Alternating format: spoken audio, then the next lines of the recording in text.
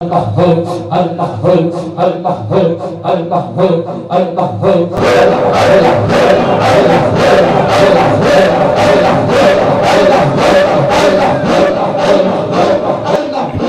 اللہ الرحمن الرحیم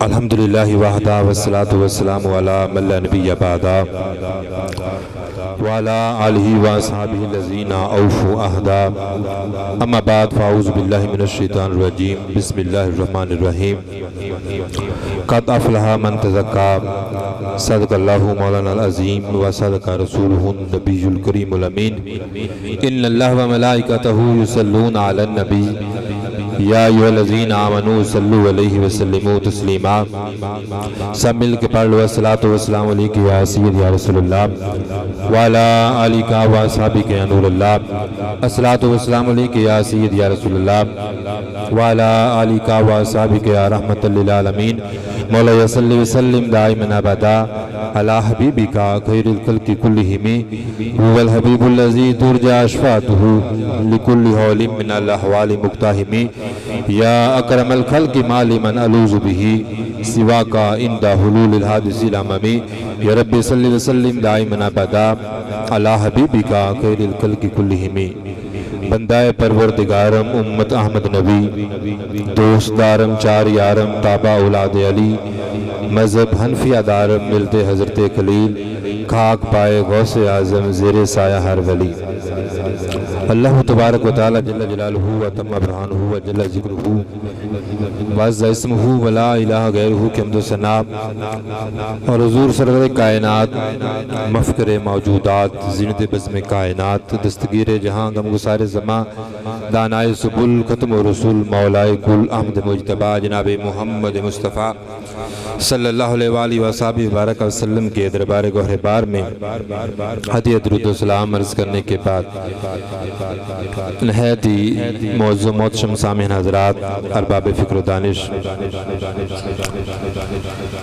اسٹیج پر اور جتنے بھی محفل کے اندر رونق و فروغ ہیں میں تمام کا مشکور ہوں کہ میری دعوت پر تمام احباب یہاں پر تشریف لائے خالق کائنات جل جلالہ سب کی حاضری اپنے دربار میں قبول و منظور فرمائے حضرت حافظ قاری صداقت علی صاحب منج کے چاک سے تشریف لائے حضرت بابا احمد یار صاحب قاری امانت علی کوثر صاحب سید والا سے ہمارے دوست حیدر صاحب اشرف صاحب محمد علی صاحب اور مبشر صاحب بہت سارے پیارے لوگ پیاری شخصیات شورکوٹ سے ہمارے آستانہ عالیہ کے شاہکوٹ سے احسان الہی صاحب آستانہ عالیہ کے ہمارے جو ہے وہ خلیفہ بھی ہیں اس طرح سے حکیم امتیاز صاحب اور بہت سے اگر میں ایک کا نام لوں تو گرمی پہلے کافی ہے وقت اجازت نہیں دیتا میں تمام کا مشکور ہوں جتنے لوگ آئے خالق کائنات جل جلالہ سب کے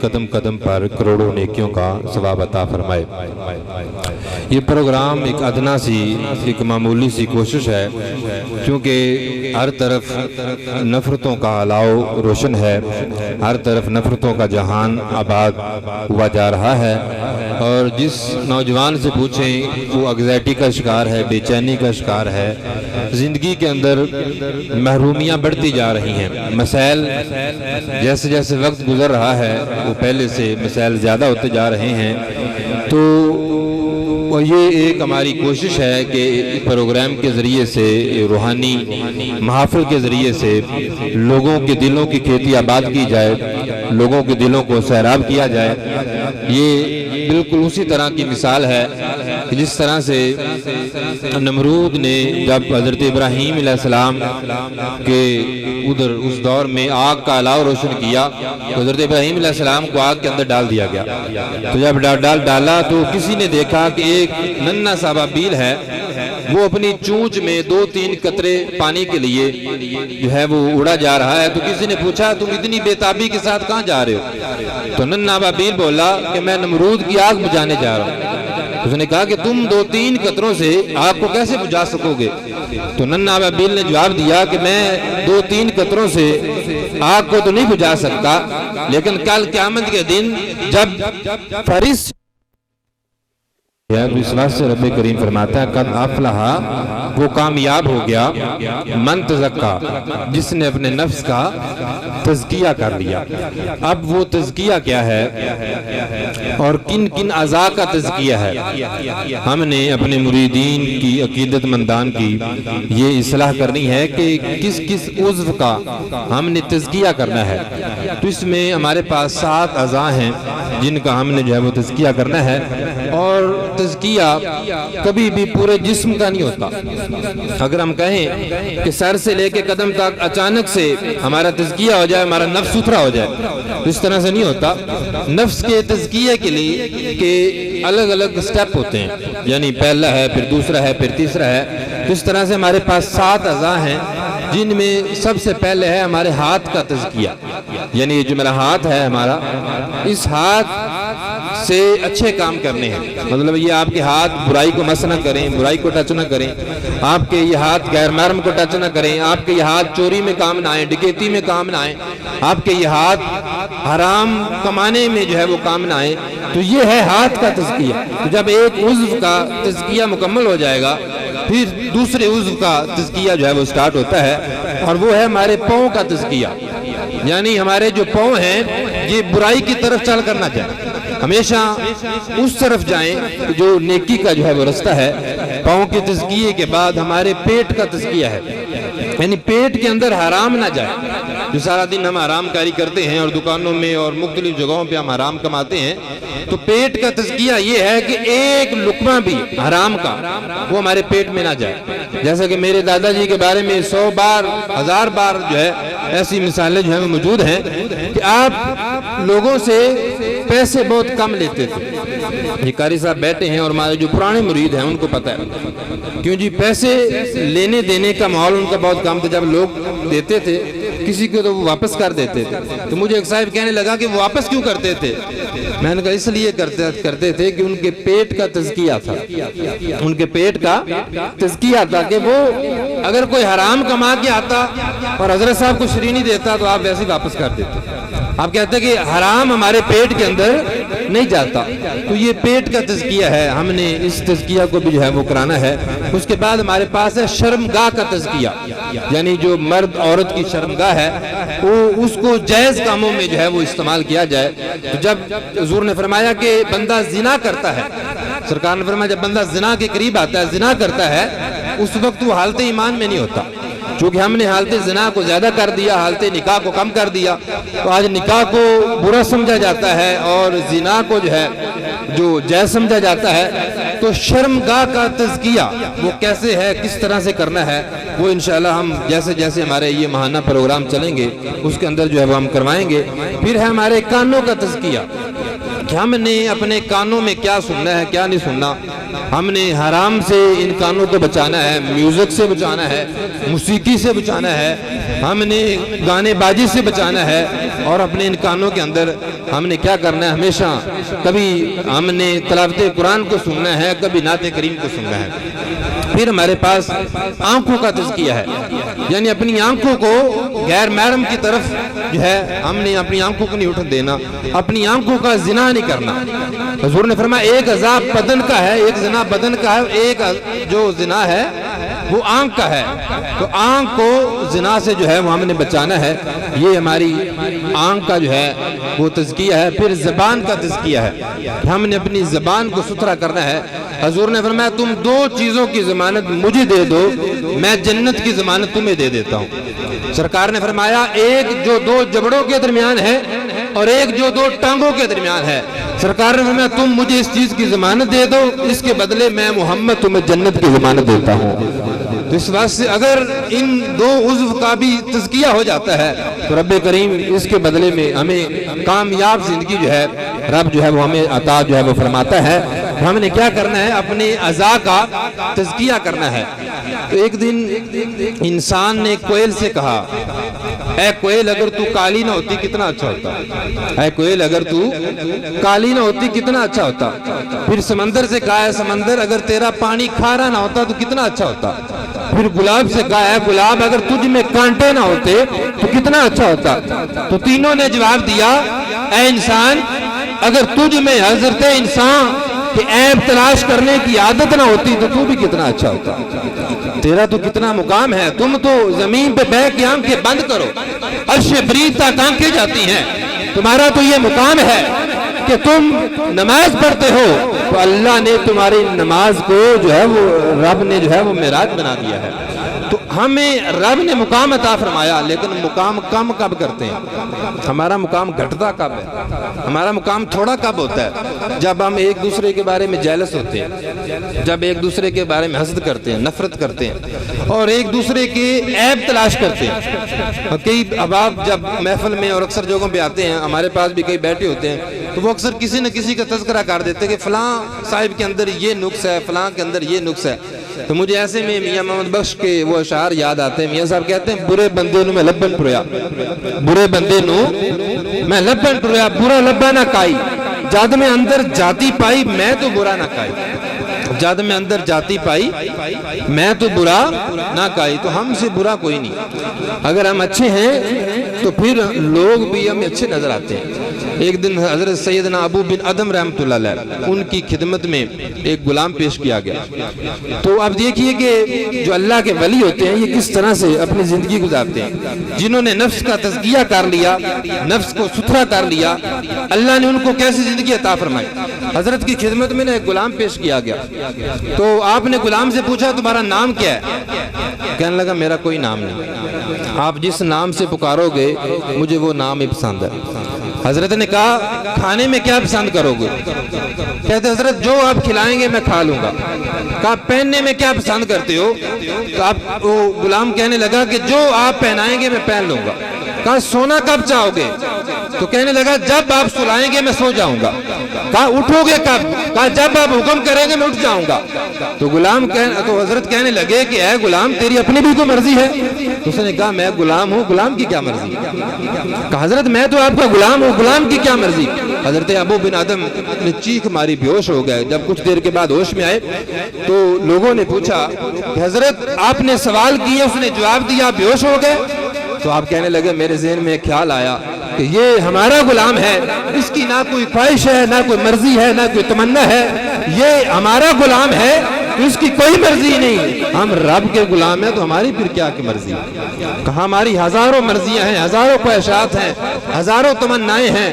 تو جو غلام ہوتا ہے میرے بھائیو وہ خواہشات نہیں رکھتا, وہ تمنائیں نہیں رکھتا, وہ اپنی زندگی کو رب کے آگے سرنڈر کر دیتا ہے. ایک صاحب سوال کرنے لگے کہ پیر و مرشد کی بارگاہ میں تو بہت سے لوگ آتے ہیں, لیکن چند لوگ ہیں جو خلیفے بن جاتے ہیں, چند لوگ ہیں خالی رہ جاتے ہیں. تو کہتے ہیں اس میں فرق کیا ہے؟ فرق صرف یہ ہے کہ ہم نے مرشد کی بارگاہ میں ٹوٹل سرنڈر نہیں کیا. اگر ہم ٹوٹل سرنڈر کر دیتے, اگر بانڈا خالی لے کے آتے کہ پیر جی آپ جو ڈالتے جائیں ہم لیتے جائیں گے, اگر بانڈا خالی ہو اور سر کو جھکا دیں کہ مرشد کریم ہم آپ کی بارگاہ میں آئے ہیں, ہم نے ہاتھ آپ کے ہاتھ میں دیے ہیں, تو ان ہاتھوں کی لج رکھنا, ان ہاتھوں کی شرم رکھنا, اور جو ہم لینے آئے ہیں وہ ہمیں دے دیجئے گا. تو جو خالی ہاتھ لے کے آتا ہے, خالی بانڈا لے کے آتا ہے, رب کعبہ کی قسم ہے جو میرے پیر و مرشد, میرے دادا جی, میرے قبلہ حافظ محمد عیسیٰ صاحب کی بارگاہ میں آیا ہے, اگر کوئی اندھا آیا ہے وہ بینا ہو کے گیا ہے, اگر کوئی بے زبان آیا ہے وہ زبان لے کے گیا ہے, اگر کوئی لولا لنگڑا آیا ہے وہ ٹانگیں لے کے گیا ہے. اور یہ ہماری پوری تاریخ گواہ ہے, میں اپنی طرف سے نہیں کہتا. میرے پاس یہ حافظ محمد صداقت علی صاحب, یہ منج کے چک سے آئے ہیں, یہ جس بارگاہ کے سجادہ نشین ہیں, ان کے بڑے ہوئے حافظ محمد جہانگیر صاحب رحمۃ اللہ علیہ, وہ ہمارے دادا جی کے پاس پڑھتے تھے, اور اس وقت یہاں پر بیٹھ کے جب وہ خدمت کرتے تھے اور اپنے ہاتھوں سے کام کاج کرتے تھے. ایک دن قبلہ حافظ صاحب خوش ہوئے تو کہتے اے حافظ جہانگیر تمہیں نظر نہیں آتا, میں دعا کروں؟ تو کہنے لگے حضور آپ دعا کریں, اگر آپ دعا کریں گے تو ہمیں تو آپ کی دعاؤں کی محتاجی ہے. کہتے جا آج کے بعد نظر آئے گا, آج کے بعد نظر آئے گا. تو پھر یہ بیٹھے ہیں, کئی لوگ مان کے چک سے آئے ہیں.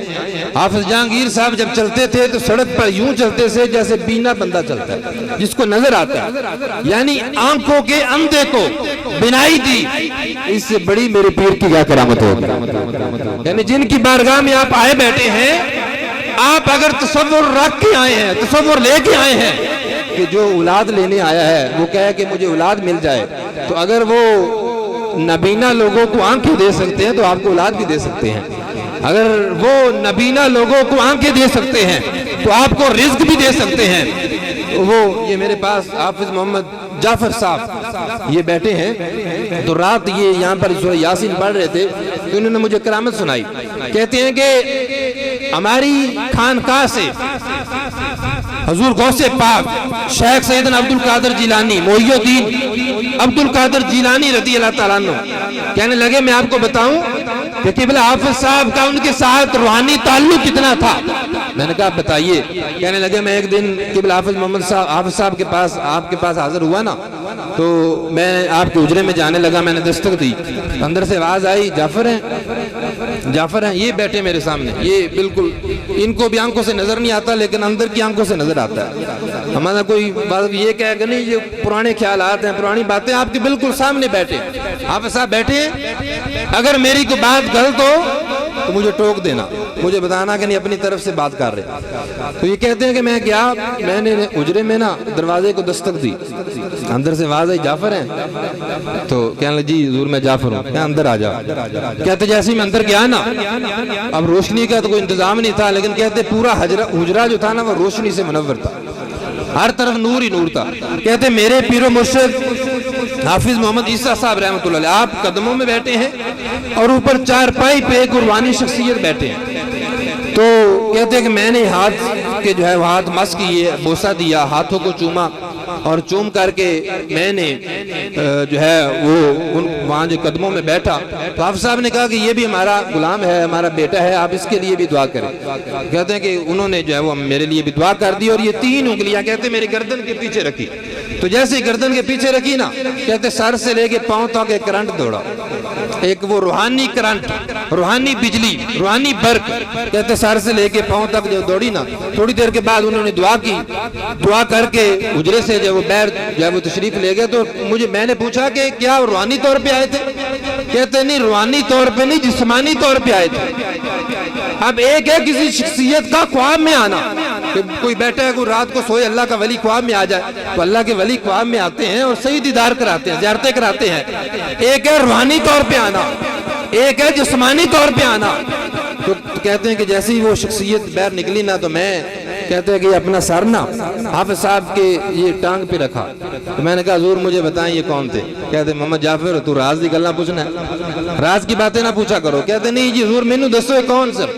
ایڈی روحانی شخصیت کہ انگلیاں رکھیاں میرے جسم میں کرنٹ دوڑ آیا, اتنی بڑی شخصیت کہ بغیر بلب تو بغیر روشنی تو پورا کمرہ منور سی. کہنے لگے محمد جعفر دس کسی اور نو تو نہیں دسے گا؟ کہنے حضور تواڈے جیندیاں نہیں دساں گا.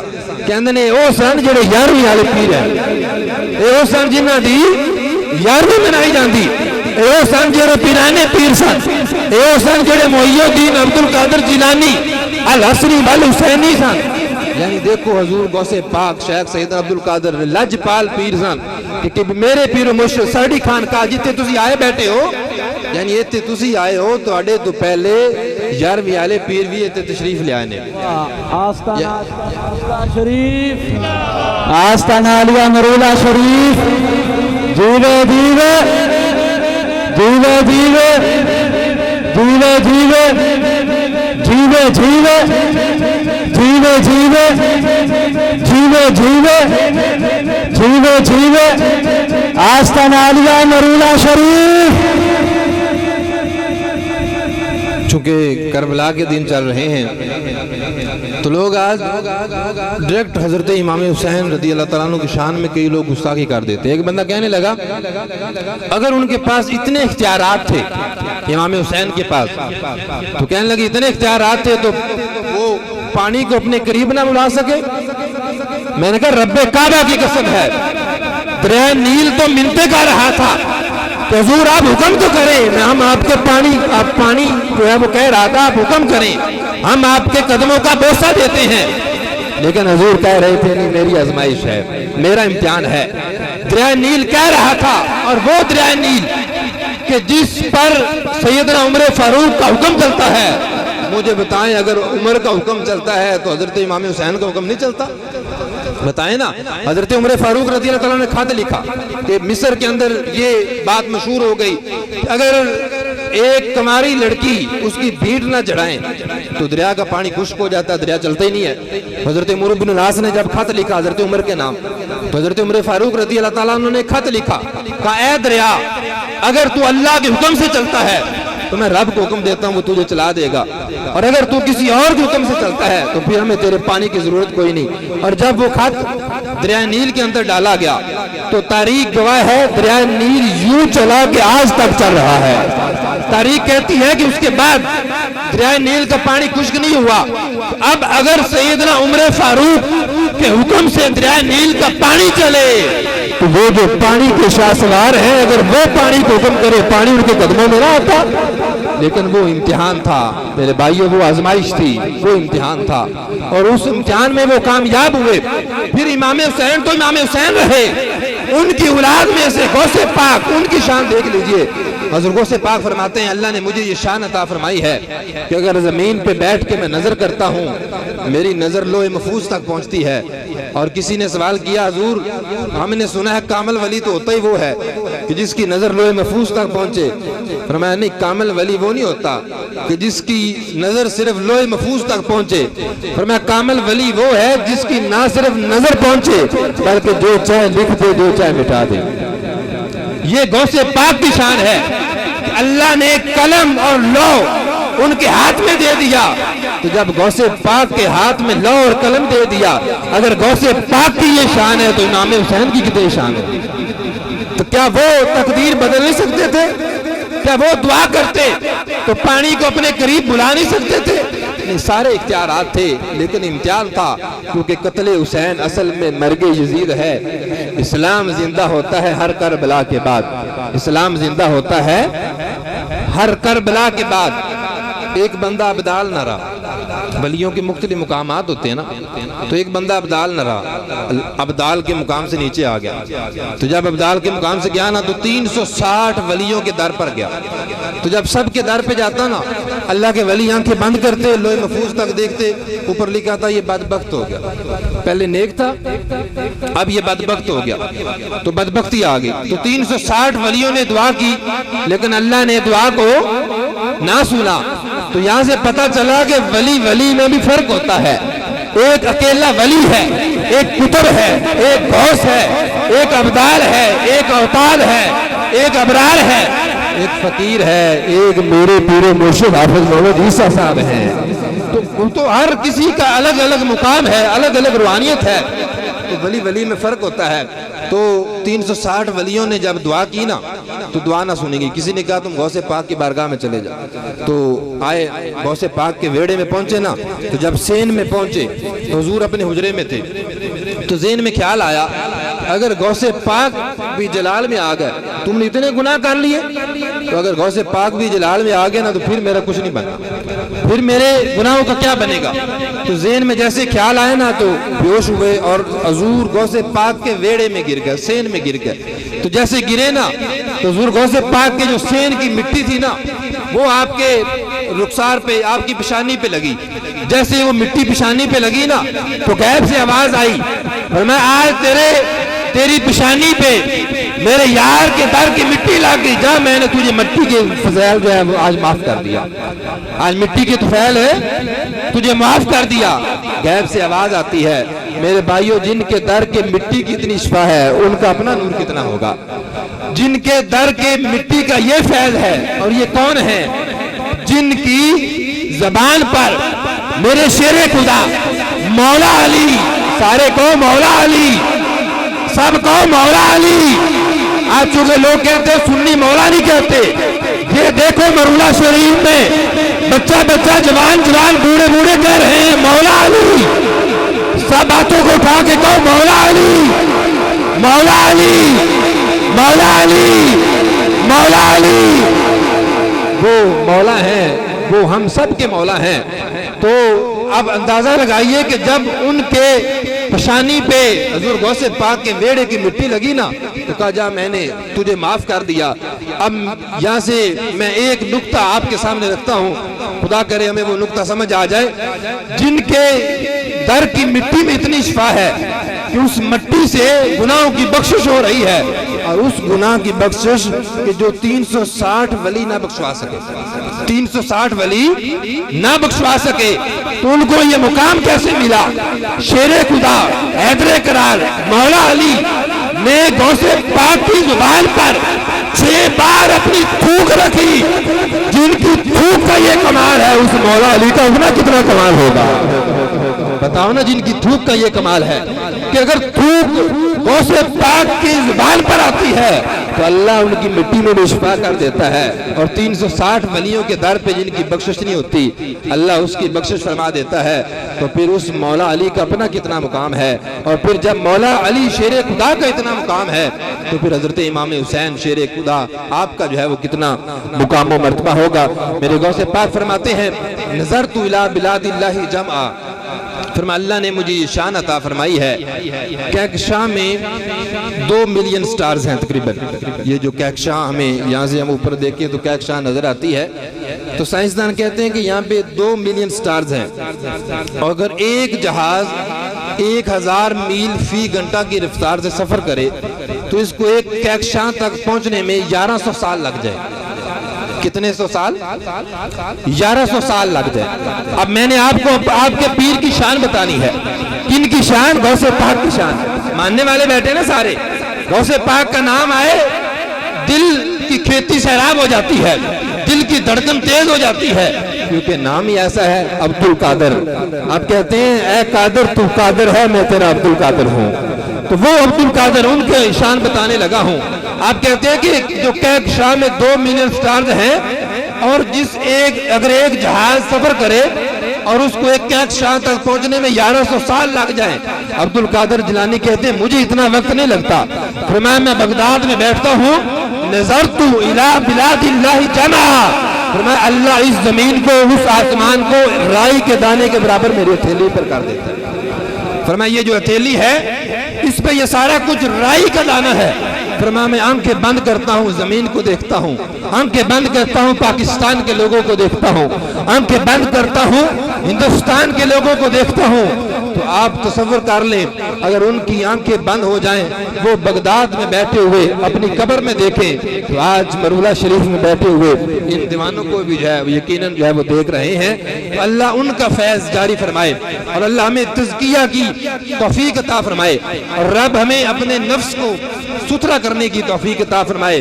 اقبال کہتے ہیں آشنا اپنی حقیقت سے رہتا کہاں ذرا، دانا تو کھیتی تو باران بھی تو حاصل بھی تو، کانپتا ہے دل تیرا اندیشہ ہے طوفان سے کیا، نا خدا تو باہر تو کشتی تو ساحل بھی تو، وائے نادانی کے تو محتاج ساقی ہو گیا، میں بھی تو مینا بھی تو ساقی بھی تو محفل بھی تو۔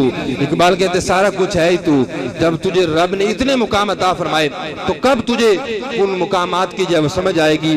ہم نے تزکیہ کرنا ہے، یہ ہمارا پہلا پروگرام ہے، اور انشاءاللہ اللہ کے فضل اس کی توفیق سے، میرے پیر و مرشد کی دعا سے، میرے دادا حضور کے فیض سے، اور خواجہ میاں علیار صاحب جو ہمارے دادا مرشد ہیں ان کے فیض سے، اور حضور غوث پاک کی نظر عنایت سے، اور حسنین کریمین کے فیض سے، اور شیر خدا کے زیر سایہ سے ہم نے یہ جو سلسلہ شروع کیا ہے، یہ ہر اسلامی مہینے کے پہلے اتوار کو اس کا سلسلہ جو ہے وہ جاری رہے گا، اور انشاءاللہ پاک لوگوں کے پاک فیض سے آپ کے دلوں کو پاک کیا جائے گا، آپ کے دلوں کو ستھرا کیا جائے گا، اور جو حاجت لے کر آئے گا اللہ پاک ان سب کی حاجات کو جو ہے پورا جو ہے وہ فرمائے گا۔ ہم نے اس کے اندر ایک تو یہ سلسلہ کرنا ہے کہ آخر میں ہم نے ذکر کرنا ہے، چونکہ ذکر سے دل ستھرا ہوتا ہے، ذکر سے دل کو پاک ہوتا ہے، تو 2 کام ہم نے کرنے ہیں، ایک تزکیہ ہے نفس کا، اور دوسرا ہمارا جو ہے وہ ذکر ہے۔ اور ذکر سے کیا ہوتا ہے؟ حضور نے فرمایا جب بندہ کہتا ہے لا الہ الا اللہ، جب ایک دفعہ لا الہ الا اللہ کہا جائے نا تو حضور فرمایا عرش کے سامنے ایک نورانی ستون ہے وہ حرکت میں آ جاتا ہے، تو اللہ فرماتا ہے رک جاؤ، وہ کہتا ہے میں کیسے رک جاؤں؟ حالت یہ ہے کہ زمین پر کسی نے تمہارا نام لیا ہے، تو جب تک اس کی بخشش نہیں ہوگی میں ساکن نہیں ہوں گا، تو اللہ فرماتا ہے کہ تم گواہ ہو جاؤ میں نے اس کو بخش دیا۔ تو اگر ایک دفعہ لا الہ الا اللہ کہا جائے تو اللہ ہمارے گناہ کو معاف کر دیتا ہے۔ اسی طرح فرمایا حضور فرماتے ہیں کہ جو بندہ کلمہ شریف کا ورد کرتا ہے، ذکر کرتا ہے اور اپنے دل کو ذکر سے آباد کرتا ہے، تو حضور نے فرمایا قیامت کے دن اٹھایا جائے گا، چہرہ یوں ہوگا جیسے 14ویں کا چاند ہوتا ہے۔ تو اگر آپ چاہتے ہیں کہ آپ کا چہرہ قیامت کے دن 14ویں کے چاند کی طرح منور ہو، تو ہم نے جو ہے وہ ذکر کرنا ہے، اور ذکر کر کے اپنے دل کی کھیتی کو جو ہے ہم نے آباد کرنا ہے، کیونکہ رب فرماتا ہے الا بذکر اللہ تطمئن القلوب، بے شک دلوں کا سکون جو ہے وہ اللہ کے ذکر میں ہے۔ تو ہم نے ذکر کرتے رہنا ہے۔ اقبال نے کہا اگرچہ بت ہے جماعت کی آستینوں میں، اگرچہ بت ہیں جماعت کی آستینوں میں، مجھے ہے حکم اذاں لا الہ الا اللہ۔ تو انسانی نفرتوں کے باطل علاؤ کو بجانے اور محبتوں کے جہان تعمیر کرنے کے لیے ہم نے اس پروگرام کا عزم کیا ہے۔ خالق کائنات ہمارے اس پروگرام کو قبول فرمائے۔